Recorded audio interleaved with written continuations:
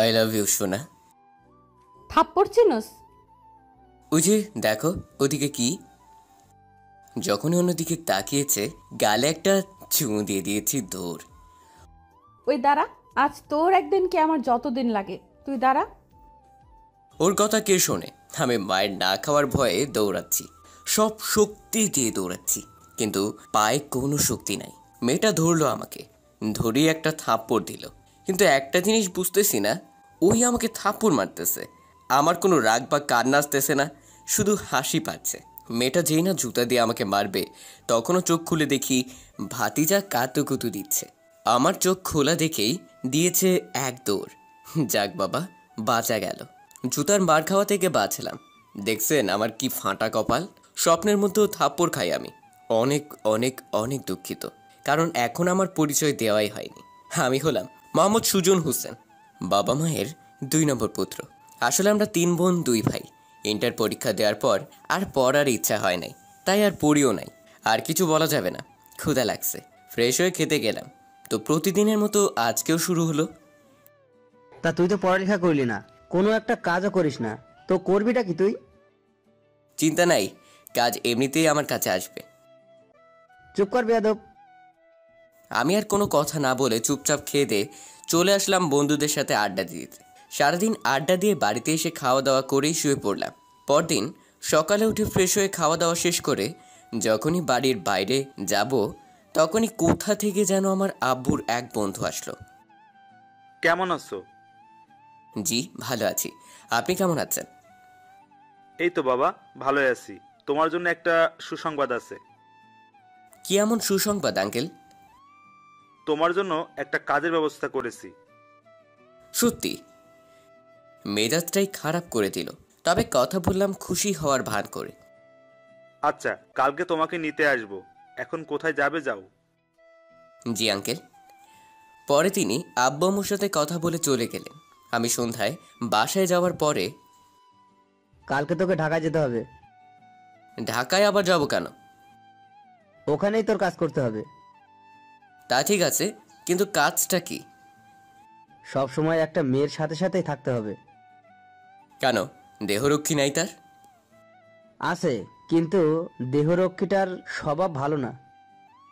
তো অন্য একটা রাখবে।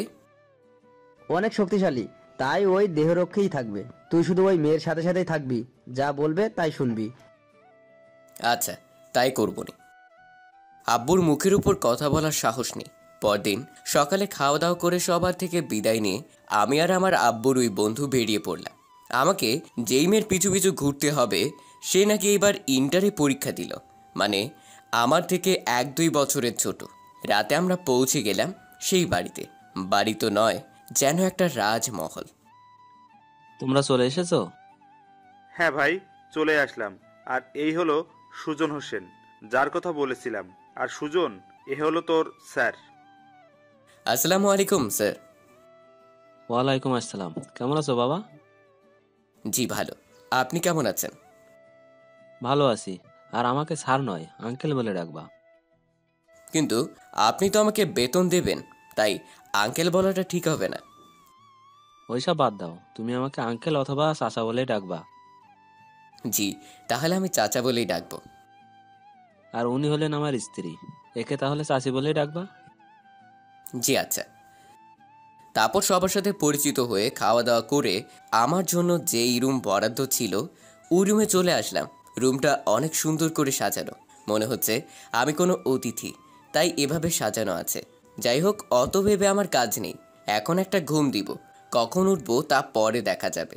দিলাম একটা ঘুম। সকালে ফজরের নামাজ পড়ে একটু বাইরে বের হলাম, সকালে ঠান্ডা হাওয়া খাওয়ার জন্য, থুকু অনুভব করার জন্য। অনেকক্ষণ হাঁটাহাঁটি করার পর বাড়ির দিকে রওনা দিলাম। বাড়ির রাস্তা প্রায় ভুলেই গেছি, নতুন তো এখানে, তাই অনেক কষ্ট করে বাড়িতে আসলাম। দরজা খুলে ভেতরে যেতেই দেখি সিঁড়ি দিয়ে একটা পরী নেমে আসছে। হঠাৎ তার কথায় হুঁশ ফিরল। ওইভাবে তাকায় আছিস কেন? পরী দেখি, না মানে কিছু না, ভুলে কথাটা বলে ফেলেছি।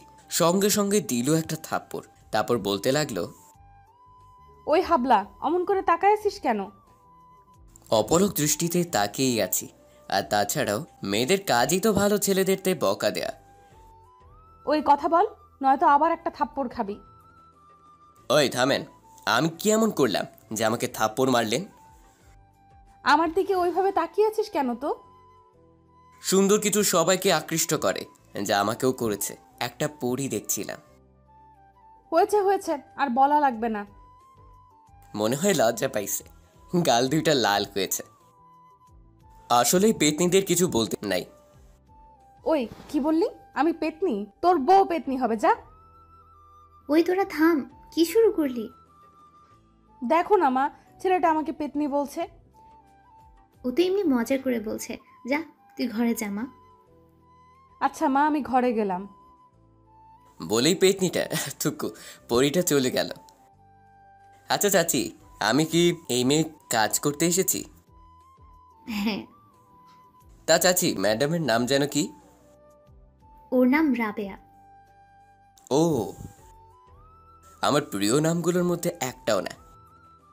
হ্যাঁ, এখন যাও, ফ্রেশ হয়ে খেতে এসো, তারপর তো আবার যেতে হবে ওর সাথে। তাই তো আমার কাজ, আর না তো করতে পারবো না। হ্যাঁ যাও। আমি আমার রুমে এসে ফ্রেশ হয়ে খেতে এলাম। খাবার টেবিলে যেয়ে আবার একটা ক্রাশ খেলাম। রাবেয়া কি সুন্দর করে গিলছে, থুকু খাচ্ছে। আমিও খাওয়া দাওয়া করে নিলাম। তারপর বাইরে চলে আসলাম গাড়ির কাছে। দেখি শালা বডিগার্ড দাঁড়িয়ে আছে। কি খবর ভাই? এই তো ভাই, ভালোই। তোমার? আমারও। তা তোমার নামটা যেন কি? আমার নাম মামুন। তা মামুন ভাই, এ ম্যাডাম কি রকম? অনেক কড়া। ও শালা লুচ্চা, তোর কাছে তো কড়া লাগবেই। লুচ্চামি করতে পারিস না তাই। চুপ, ম্যাডাম আসছে। আসবেই তো। তারপর রাবেয়া এসে গাড়িতে বসলো। আমি বসলাম মামুন ভাইয়ের পাশে। মামুন গাড়ি ড্রাইভ করছিল। কিছুক্ষণ পর কলেজে পৌঁছে গেলাম। রাবেয়া ওর বান্ধবীদের সাথে ওর ক্লাসরুমে চলে গেল। একটু পরই দেখি শালার মামুনের লুচ্চামি গুরু শুধু মেয়েদেরকে চোখ মারছে, আরও অনেক কিছু করছে। শালার বদলে আমাকে বডিগার্ডের চাকরিটা দিলে ভালো হতো, মনে মনে ভাবছি। ক্লাস শেষে বাড়িতে চলে আসলাম। এইভাবেই কিছুদিন কাটলো। তো একদিন কলেজে গাড়ির উপর কিছুটা ভাব নিয়ে বসে আছি। হঠাৎ লক্ষ্য করলাম একটা মেয়ে আমার দিকে বড় বড় চোখ করে তাকিয়ে আছে। মেয়েটি ধীরে ধীরে আমার কাছেই আসলো। ও মা, এ তো সুখী। ও হ্যাঁ, সুখী আমাকে প্রপোজ করেছিল, কিন্তু ফেসবুকে। দেখতেও ভালোই সুন্দরী, কিন্তু আমি গ্রহণ করিনি। সুখী আমার কাছে আসলো। কি ব্যাপার, তুমি এখানে? কেন আসতে পারবো না? যাই হোক, কেমন আছো? এই তো আছি। তুমি কেমন আছো? এই তো আছি কোনো রকম। তাই এখানে কি আমার খোঁজে এসছো? আরে না, আমি তো ম্যাডামের সাথে এসেছি। কে তোমার ম্যাডাম গো? রাবেয়া। ও, ওই পেতনিটা? আরে আরে, পেতনি বলছো কেন? দেখতে একটা পরীর মতো। সে যাই হোক, আমার ওকে একদম পছন্দ হয় না। তা কেন পছন্দ হয় না রাবেয়াকে? আমার চিরশত্রু।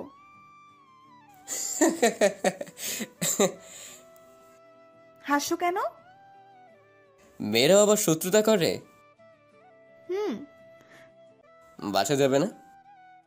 হুম এখন চাই, পরে কথা হবে। ওকে, যাও। হুম সুখী চলে গেল। তারপর আমি পেছনে তাকিয়ে দেখি রাবেয়া আমার দিকে রাগী দৃষ্টিতে তাকিয়ে আছে। আবার মনের মধ্যে ভয় ধরে গেল, যদি কিছু করে আমাকে। শালার মামুনও নাই, লুচ্চামি করাতে ব্যস্ত শালা। আমার দিকে ওইভাবে তাকিয়ে আছেন কেন? ওই তোর ওই পেতনির সাথে কিসের এত কথা রে? না, এমনি। আমাকে চেনে তো, তাই কথা বলল। তোকে কিভাবে চিনলো? ফেসবুকে পরিচয়, আমাকে প্রপোজও করেছে। কি? কিন্তু আমি গ্রহণ করিনি। ভালো, আর ওর সাথে কথা বলবি না। কেন ম্যাডাম? কারণ ও আমার শত্রু। আচ্ছা, বলবো না। তো অন্য কোনো মেয়ে যদি আমার সাথে কথা বলতে আসে তো? তো কি আবার, ভালো লাগলে বলবি, কিন্তু এই পেতনির সাথে না, মনে থাকে জানো। আচ্ছা, খুব মনে থাকবে। এখন মামুন ভাইয়াকে ডাক, বাসায় যাব। আমি মামুনকে ডেকে এনে গাড়ি করে বাসায় চলে আসলাম। এইভাবেই 2 মাস কাটলো। আমি নিজের টাকায় মোবাইল কিনেছি, তা আবার সিম্ফনি, মানে J4। কি যে অনুভূতি নিজের টাকায় এত দামি ফোন কেনার, তা আপনারা বুঝবেন না। রাবেয়ার বাবা মা সবসময় আমাকে নিজের ছেলের মতোই দেখে, কিন্তু শালা লুচ্চা মামুনটার সাথে ঠিকমতো কথাও বলে না। তো একদিন সকালে ঘুম থেকে উঠে নামাজ আদায় করলাম, তারপর বাইরে হাঁটতে গেলাম। কিছু সময় পর আবার বাসায় চলে আসলাম। আর বাসায় আসার পর যা শুনলাম, তাতে খুশি হব না কাঁদবো কি করব কিছুই ভেবে পাচ্ছি না। রাবেয়া আব্বা মানে চাচা আমাকে বলল, বাবা, তোমাকে একটা কথা বলতাম। জি চাচা বলেন, কি বলতে চান আপনি? তুমি তো জানোই যে মামুন কেমন লোক। জি চাচা, একদমই খারাপ স্বভাবের। তাই আমি একটা কাজ করেছি। কি কাজ? ওকে চাকরি থেকে বরখাস্ত করেছি। একদমই ঠিক করেছেন, কিন্তু রাবেয়ার বডিগার্ড কে থাকবে, তাই তো? জি চাচা। তোমার চাচি আর আমি মিলে একটা সিদ্ধান্ত নিয়েছি, আশা করি তোমার পছন্দ হবে। কি সিদ্ধান্ত বলেন? তুমি রাবেয়ার বডিগার্ডের চাকরিটা নাও। আমি করব বডিগার্ডের চাকরি। হ্যাঁ, এমনিতে অনেক ভালো, তাই তোমার উপর আমার বিশ্বাস আছে। আর টাকার ব্যাপারে চিন্তা করো না, তোমার বেতন দ্বিগুণ করা হবে। জি আচ্ছা, আপনাদের কথা তো আর ফেলতে পারি না। বেতন বেশি করার জন্য চাকরিটা নিলাম, নইলে কখনোই নিতাম না। এই তো ভালো ছেলে, যাও এখন ফ্রেশ হয়ে এসো, রাবেয়ার কলেজের আবার সময় হয়ে আসছে। জি চাচা। আমি চলে আসলাম আমার রুমে। এখন বলি, রাবেয়ার বডিগার্ডের চাকরিটা নেওয়া মানে একদমই ওর চাকরের মতো থাকা। ওই গাড়িতে উঠার এবং নামার সময় আমাকে গাড়ির দরজা খুলতে লাগাতে হবে। এই কাজটা শালা লুচ্চা মামুন করতো। আমার এটা একদমই সহ্য হয় না। যাই হোক, টাকা তো বেশি পাওয়া যাবে। ফ্রেশ হয়ে খাওয়া শেষ করে বাইরে গাড়ির কাছে দাঁড়িয়ে আছি। একটু পর রাবে আসলো। ওই হাবলা, দরজা খোল। নিজের তো হাত আছে, তা দিয়ে খুললে কি হয়? আচ্ছা তাহলে আব্বুকে বলছি, দাঁড়ায় থাক এখানে। আমি তো মজা করলাম। এই তো খুলছি, বসেন। Good boy. চলেন। গুড বয়। ফোননি তোরে যে কি কই। তারপর আর কি, আমি গাড়ি ড্রাইভ করে কলেজে আসলাম। বডিগার্ড তাই ক্লাসরুম পর্যন্ত রেখে আসতে হলো।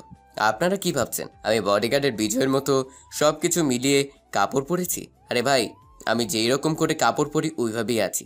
একটা শার্ট প্যান্ট জুতা আর কি পরছি কমুনায়, সাথে একটা চশমাও আছে। তাই বলে কানা না। তারপর কলেজ ছুটি হলো। আবার ওই একই নিয়মে রাবেয়াকে বাড়িতে নিয়ে আসলাম। আর হ্যাঁ, কলেজে থাকলে একটা জিনিস লক্ষ্য করেছি, রাবেয়ার একটা বান্ধবী আমার দিকে বড় বড় চোখ করে তাকিয়ে থাকে। এইভাবেই দিনকাল চলছিল। তবে ওর বডিগার্ডের চাকরিটা নেওয়ার পর থেকে আমাকে সবসময় দৌড়ের উপর রাখে। একটুকুতেই বলবে এটা এনে দে, ওটা এনে দে ইত্যাদি। অসহ্য লাগে, কিন্তু কি করব, টাকা তো পাই এসবের জন্য। রাবেয়া যখন শপিং করতে যায় তখন যা যা কিনে সব ধরে দেয় আমার হাতে। আর হ্যাঁ, শপিং করতে যাবে বিকেলে আর ফিরবে রাত 7টা বা 8টায়। হাজার হলেও মায়া মানুষ, মানে একটু ঢিলা টাইপ, তাই আর কি। তো কলেজে 3টা প্রপোজ পেয়েছি, কাউরে গ্রহণ করি নাই। আর হ্যাঁ, যারা প্রপোজ করে ওরা তো পরদিন থেকে ভুলেও আমার সাথে কথা বলে না। কি সাংঘাতিক, কি সাংঘাতিক। হঠাৎ একদিন শুনলাম রাবেয়ার বিয়ে ঠিক হয়ে গেছে। ছেলে নাকি ইঞ্জিনিয়ার, তার সাথে বড় লোক। তবে আমার একটা দুঃখ আছে, বইটাকে আর দেখতে পারবো না, সাথে চাকরিটাও থাকবে না, মানে টাকাও পাবো না। শালার ইঞ্জিনিয়ারকে পিটাইতে ইচ্ছে করছে। বিয়ে করারও আর সময় পেল না। আর 2 দিন পর রাবেয়ার বিয়ে। আমি ভাবছি যাক পেতনিটা থুকু, পরিটার অত্যাচার থেকে বাঁচবো। তবে ওকে আর দেখতে পারবো না। কিরে, কি ভাবছিস? কই কিছু না তো। রাবেয়ার কথায় বাস্তবে এলাম। একটা কথা বলি, কাউকে বলবি না। হ্যাঁ বলেন, কি বলবেন? আমার না ছেলেটাকে একদমই পছন্দ হয়নি। ও মা, হবু বরকে পছন্দ হয়নি? এ কেমন কথা? ওই হাসবি না একদম। আচ্ছা। আর একটা গোপন কথা বলবো, শুনবি? হ্যাঁ বলেন। আগে কথা দে, কাউকে বলবি না। ওকে, কথা দিলাম, কাউকে বলবো না। তো শোন, আমার আর ওই ছেলের বিয়ে হবে না। মানে কোন ছেলে? আরে ওই হাবলা ইঞ্জিনিয়ারটার। কেমনে সম্ভব এটা? ও ওকে এমন ভয় দেখিয়েছি ওই বিয়ের রাইতেই পালাবে। তাহলে আপনাকে বিয়ে করবে কে? আরে গাধা, বিয়ে তো হবেই না, বর তো নাই। তা ঠিক, কিন্তু আমাকে এসব বলছেন কেন? যদি আমাকে কাউকে কিছু বলি তো? তোর উপর ভরসা করা যায়, আর আমি জানি তুই বলবি না। ধন্যবাদ এতটুকু ভরসা করার জন্য। চল শপিং করতে যাব। বলে আমার গালটা টেনে দিল। একদমই আজব ব্যাপার। আর এই প্রথম অন্য কোনো মেয়ে আমার গাল টানলো। তারপর আমরা শপিং করতে গেলাম। শপিং করতে এসেই সুখীর সাথে দেখা। কেমন আছো সুজন? এই তো ভালোই, তুমি কেমন আছো? আমিও ভালোই আছি। ওই তোমার শার্টের কলার এরকম হয়ে আছে কেন? ধন্যবাদ। তারপর অনেক কথাই হলো। সুখী চলে গেল। আমার দিকে কেউ রাগী ভাবে তাকিয়ে আছে। এমন মনে হলো যেই না মাথাটা ঘুরালাম দেখি রাবেয়ার চোখ কান লাল হয়ে গেছে। চল বাসায় চল। এখনো তো কিছুই কিনলেন না। আমি বলেছি বাসায় চল। আমি আর কিছুই বলিনি। রাবেয়াকে গাড়ি করে বাসায় নিয়ে আসলাম। রাবেয়াকে বাসায় এনে যখন গাড়ির দরজা খুলতে গেলাম দেখি ও আগেই দরজা খুলছে। আমি রাবেয়ার কাছে যেতেই ঠাস ঠাস করে 2টা থাপ্পড় দিল আমার নরম 2 গালে। আমি তো পুরাই অবাক। আমাকে বিনা দোষে আমাকে থাপ্পড় মারার কি আছে? আমাকে এভাবে থাপ্পড় মারলেন কেন? তোকে বারণ করার পরেও তুই ওই ডাইনির সাথে কথা বলতে গেছিস কেন? কোন ডাইনি? সুখীর সাথে। ওই তো কথা বলতে আসলো। কথায় যখন বলছিলি তো তোর গায়ে হাত দিল কেন? আমার শার্টের কলারটা ঠিক করে দিল। কেন তুই নিজে ঠিক করতে পারতি না? আরে আমি কি বুঝতে পারছি নাকি যে ও এরকম করবে? হয়েছে হয়েছে, থাক, আর মিথ্যা বলা লাগবে না। আমি আবার কি মিথ্যে বললাম? কোনো উত্তর না দিয়ে চলে গেল। বাবা, হাতের কি জোর! গাল 2টা ব্যথা করে দিছে। রাবের বাচ্চা, তোর কপালে আমার মতো খারাপ বন জুটবে যা। এইসব বলেই বকতেছি, কিন্তু মনে মনে সামনাসামনি বললে তো আমাকে খুনই করে ফেলবে। আমিও আর বাইরে দাঁড়িয়ে না থেকে আমার রুমে চলে আসলাম। বাড়িটা খুবই সুন্দর করে সাজানো হচ্ছে, কিন্তু সব মজাই তো রাবেয়াটা নষ্ট করে দিবে।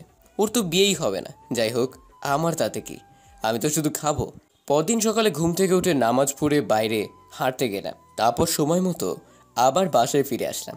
কিন্তু আজকে রাবেয়াকে দেখতে পেলাম না। প্রতিদিনই হেঁটে আসার পর দেখি ও নিচে সবার সাথে বসে থাকে, কিন্তু আজকে নাই। কি জন্য জানি না। আজকে সারা দিন ওকে দেখিনি। নাইবা দেখলাম আমার বউ তো নয়। পরদিন বিয়ে হবে কিনা তা তো জানি না। যা হবার হবে, আমি ঘুমিয়ে পড়ব। যেই না একটু বিছানায় বসেছি অমনি কলিজাটা দৌড়ে এসেই আমার কোলে লাফ। কলিজাটা হলো আমার বড় ভাইয়ের মেয়ে, আপনাদের তো জানার কথা। তারপর বাইরে যে দেখি আমার পরিবারের সব বান্দা বান্দি হাজির। আমি নিশ্চিত এটা চাচা চাচির কাজ। যাই হোক, আমি তো অনেকদিন পর পরিবারের লোকদের সাথে দেখা করতে পারলাম। সবার সাথে রাত 12:30 পর্যন্ত আড্ডা দিয়ে শুতে যাব, তখনই দেখি রাবেয়া নিচে নামছে। এত রাতে নিচে নামছে মানে পিপাসা পেয়েছে। রাবের হাতের দিকে লক্ষ্য করে দেখি ওর ডান হাতটা ব্যান্ডেজ করা। ওর হাত আবার কখন কাটলো? আর মজার বিষয় হলো, আমাকে যেই হাতে থাপ্পড় মেরেছিল ওই হাতেই ব্যান্ডেজ করা। ঠিক হয়েছে, আর মারবি আমাকে? আমি কোনো কথা না বলে চুপচাপ রুমে চলে আসলাম। পরদিন অনেক আত্মীয় দেখছি বাড়িতে। দুপুরে খাবার সময় রাবেয়ার বান্ধবীটা আমার দিকে চেয়েই আছে। আমি ওর দিকে তাকালেই চোখ ফিরিয়ে নিচ্ছে। তারপর থেকে রাত 7টা পর্যন্ত আমার পিছু পিছু ঘুরেছে। একটু পর সবাই জানতে পারলো যে বর আসবে না, সে অন্য মেয়েকে ভালোবাসে। কিন্তু আমি একাই জানি যে বর ভয়েই আসেনি। তো আমি একটা জায়গায় দাঁড়িয়ে আছি, তখন রাবেয়ার বান্ধবীটা এসে, সুজন, তোমাকে কিছু বলার ছিল। হ্যাঁ বলেন, কি বলতে চাইছেন? ঘুরিয়ে পিছিয়ে না বলে সরাসরি বলছি, তোমাকে আমার ভালো লাগে। তো আমি কি করব? আমি তোমাকে ভালোবাসি সুজন, প্লিজ আমাকে ফিরিয়ে দিও না। আরে কিসব বলছেন? পিছন থেকে চাচা এসে বলল, বাবা সুজন, তোমার সাথে কিছু কথা ছিল। হ্যাঁ চাচা বলেন। চাচা আমার হাত ধরে একটা ঘরে নিয়ে যে বলল, বাবা, আমার মেয়েটাকে বিয়ে করে নাও দয়া করে। এই সম্ভব না চাচা। আমি তো পুরাই অবাক। প্লিজ আমার সম্মানটা রক্ষা করো। আমি একা রাজি থাকলে হবে না, আপনার মেয়েরও আমার পরিবারের সম্মতি লাগবে। তোমার পরিবারের সবাইকে রাজি করিয়েছি। আর ম্যাডাম? রাবেয়াকেও রাজি করিয়েছি। তারপরও আমি তো আপনাদের মতো বড় লোক না। তো কি হয়েছে? তুমি শুধু আমার মেয়েটাকে বিয়ে করো বাবা, প্লিজ। ম্যাডাম যদি আমাকে মেনে না নেয় তো? তুমি তোমার ভালোবাসা দিয়ে ওকে রাজি করিয়ে নিও, তবুও ওকে বিয়ে করে আমার সম্মানটা রক্ষা করো। ওকে, আমি রাজি। তারপরই চাচা মানে হবু শ্বশুর আমাকে কিছু কাপড় দিয়ে দিল। আমিও ভদ্র ছেলের মতো পরে নিলাম। খুবই শান্তশিষ্টভাবে বিয়েটা হয়ে গেল। তবে রাবেয়ার বান্ধবীগুলো কষ্ট পাইছে মনে হয়। ওদের চেহারা একদমই শুকিয়ে গেছে। অনেক রাত হয়ে গেছে। আমি ঘরের বাইরে দাঁড়িয়ে আছি। তখন কোথা থেকে যেন ভাবি এসে আমাকে জোর করে ঘরে ঢুকিয়ে দিল। অন্য সময় তো আমার সাথে খারাপ ব্যবহার করছে, এখন তোকে বিয়ে করেছি, না জানি আমার কি অবস্থা করে। সবাই আমার জন্য দোয়া করবেন যাতে বাসরাতে কোনো থাপ্পড় না খাই। তো আমি বাসর ঘরে দরজা লাগিয়ে দিয়ে পেছনে ঘুরিয়ে দেখি রাবেয়া আমার একদম কাছাকাছি দাঁড়িয়ে আছে। আমি ঘোরার সাথে সাথেই আমার পাঞ্জাবির কলার ধরে, ওই সেই কখন থেকে একা একা বসে আছি, তুমি কই ছিলে? কয় কি আমার জন্য বসে আছে? আর অবাকের বিষয়, আমার সাথে তুমি করে কথা বলছে। কি হলো, মুখ বন্ধ কেন, কথা বলো। নিশ্চুপ, মুখ দিয়ে কথা আসছে না। আচ্ছা ভালো, এইবার দেখো কি করি। এইভাবে আমার দিকে আসছেন কেন? রাবে আমার দিকে আসছে, তারপর আর কোনো কথা বলতে পারলাম না। কথা বলার জন্য তো মুখের দরকার, যা রাবেয়া ওর 2 ঠোঁট দিয়ে বন্ধ করে দিয়েছে। আমাদের 4 ঠোঁট এক করে দিয়েছে। প্রায় 5 মিনিট পর ছাড়লো। আমার তো প্রায় মরার মতো অবস্থা। প্রায় 5 মিনিট শ্বাস নিতে পারিনি। আপনারাই বলেন, আমি কি এর আগে কখনো কিস করেছি নাকি যে এত সময় শ্বাস ধরে রাখতে পারবো? কিন্তু মূল কথাটা সেটা নয়। মূল কথাটা হলো রাবেয়া আমার সাথে নিজের বরের মতো ব্যবহার করছে কেন? আমাকে এত তাড়াতাড়ি মেনে নিল কিভাবে? সবসময় তো আমার সাথে খারাপ ব্যবহার করতো, তাহলে এখন এমন করছে কেন? এইসব প্রশ্নে আমার মাথায় ঘুরছে। ম্যাডাম, ওই গাধা, বউকে কি কেউ ম্যাম বলে?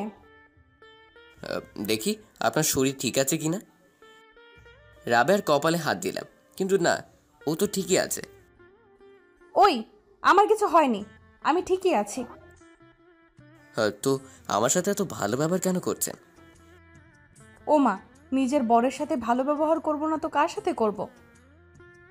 আমি তো আপনার বর না। ওই পাগল, তখন না আমাদের বিয়ে হলো? ও ও হ্যাঁ, তাই তো, আমাদের তো বিয়ে হয়েছে।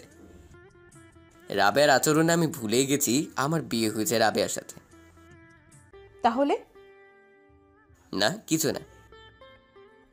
গুড। আমাকে নিজের স্বামী হিসেবে মেনে নিয়েছেন। তো কি করব, তুমি তো আমার বিয়ে করা বর, তোমাকে তো মেনে নিতেই হবে। আর হ্যাঁ, আমি তো শুধু তোমাকেই ভালোবাসি। আপনার তো মান সম্মান থাকবে না। আমি তো আপনার মতো বড় লোক না। ওই চুপ, একদম চুপ, তুমিই আমার স্বামী। হ্যাঁ, আপনি তো সবসময় আমার সাথে খারাপ ব্যবহার করতেন, তুই করে কথা বলতেন। তো এখন এত ভালো ব্যবহার কেমনে সম্ভব? তো শোনো, আমি তোমাকে আজ থেকে নয়, আরো আগে থেকেই আমি তোমাকে ভালোবাসি। আমি বাড়িতে আসার পর থেকে? তারও আগে থেকে। কখন, কবে, কিভাবে? তুমি এই বাড়িতে আসারও 2 মাস আগে থেকে। আরে আমি তো আমার শহর ছাড়া কোনো শহরে থাকিনি, তো আমাকে কখন ভালোবাসলেন? ওই, এত কথা বলো কেন? আজকে না আমাদের বাসর রাত? আগে বলতে হবে আমাকে কিভাবে ভালোবাসলেন। তো শোনো, তুমি এই বাড়িতে আসার কয়েক মাস আগে আমি তোমাদের শহরে আমার এক বান্ধবীর বাড়িতে ছিলাম 1 মাস। ওইখানে থাকার সময় একদিন আমি বাজারে গিয়েছিলাম, তখন তোমাকে দেখেছিলাম। দেখি তুমি মাথা নিচু করে হাঁটতেছো, কোনো মেয়ের দিকে তাকাওনি, আবার সবার সাথে ভালো ব্যবহার করছো। তখন তোমাকে দেখেই ভালো লেগে যায়। তারপর পিছু পিছু তোমাদের বাড়ি গিয়েছি, তোমার সম্পর্কে খোঁজ খবর নিয়েছি। সবাই বলছিল ছেলেটা অনেক ভালো, এলাকার সবাই পছন্দ করে তোমাকে। এইভাবে পুরো 1 মাস তোমাকে ফলো করেছি। আমিও নিশ্চিত হয়েছি যে তুমি ভালো ছেলে। ওই 1 মাসের মধ্যে কখন যে তোমাকে ভালোবেসে ফেলেছি জানি না। তারপর খোঁজ নিয়ে জানতে পারলাম আমি তোমার বাবার বন্ধুকে আমার বাবা চেনে, তাই তোমার বাবার বন্ধুকে হাত করেই তোমাকে আমার কাছে এনেছি। আর যার সাথে আমার বিয়ে ঠিক হয়েছিল তাকে অনেক ভয় দেখিয়েছি। কি বলবো কিছুই বুঝতে পারছি না। তারপর রাবেয়া আবার বলল, কি হলো, কথা বলছো না কেন? আমাকে যখন এতই ভালোবাসেন তো আমার সাথে এত খারাপ ব্যবহার কেন করছিলেন? আমি তোমাকে দেখেছিলাম যে তুমি কেমন করো এমন ব্যবহারের পরেও, কিন্তু তুমি ঠিক মতো কাজ করছো, কোনো অভিযোগ করনি। অনেক ভালো। সেদিন থাপ্পু দুইটা না মানলেও পারতেন। ওই দিন ওই সুখীর সাথে কথা বলায় আরও তোমার গায়ে হাত দেওয়ার অনেক রাগ হয়েছিল। আর দেখো, তোমাকে মারার পর আমি আমার নিজের হাতেও ব্যথা দিছি। তাহলে এই কারণেই রাবেয়া হাত ব্যান্ডেজ করেছিল? আমার জন্য পাগলিটা নিজেকে কষ্ট দিচ্ছে। আর কখনো এমন করবে না। তুমি তো এখন আমার, তাই আর এমন করার প্রশ্নই আসে না। আর অন্য কারো যদি হয়ে যায়? তাহলে রাবেয়া নামের একটা মেয়ে দুনিয়া থেকে উঠে যাবে। আর কখনো এমন কথা বলবে না। তোমার কিছু হলে আমার বাবুর আম্মু কই পাবো? আর আমি বাঁচবো কি করে? এখনই বাবুর আম্মু? ও মা, তুমি তো আমার বাবুর আম্মু হবে। আর তুমি আমার বাবুর আব্বু। আজকে যেন কিসের রাত আমাদের? যা দুষ্টু। আমি দুষ্টু তাই না? তখন তো তুমিই বললে এই কথাটা। তারপর সোজা আমাকে নিয়ে গেল। কোথায় নিয়ে যাবে বুঝতেই তো পারছেন। তাই বলে ছাদে না, ওর তো আগে স্বামীকে দরকার, তাই ছাদে অন্য সময় যেতে পারবে। তাই আপাতত আমাকে বিছানায় নিয়ে গেল। তারপর কিছু একটা হবে, এখন কি হবে তা তো বলতে পারবো না, কিন্তু জানতে চাইলে বিয়ে করে ফেলুন, আপনারাও জানতে পারবেন কি হবে।